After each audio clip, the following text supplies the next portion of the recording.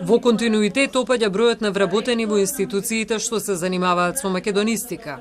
Јазикот се брани со добра економија, што подразбира не само да се задржат говорителите на македонскиот јазик во земјава, туку институциите задолжени за проучување и негување на македонскиот јазик да можат да функционираат.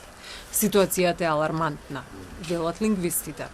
За пример, ќе го земеме Институтот за македонски јазик, каде што нема примено подмладок од 1998 година. Со исклучок пред 3 години еден научен работник, ама една ластовичка не прави пролет. Ако состојбата не се промени, ќе биде страшно. Сите ќе се пензионираме или ќе изумреме.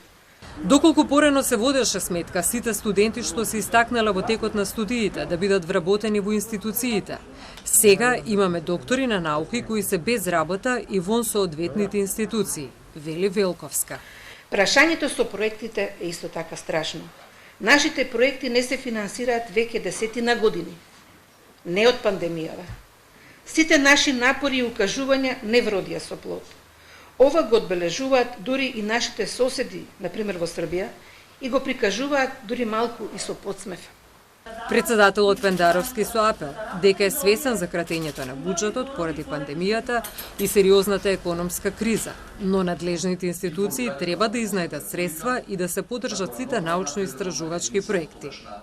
Во меѓувреме, дел од вработените во националните институти реагираат на известувањето дека нема да ја добијат септемвриската плата заради измени во Законот за научно-истражувачка дејност.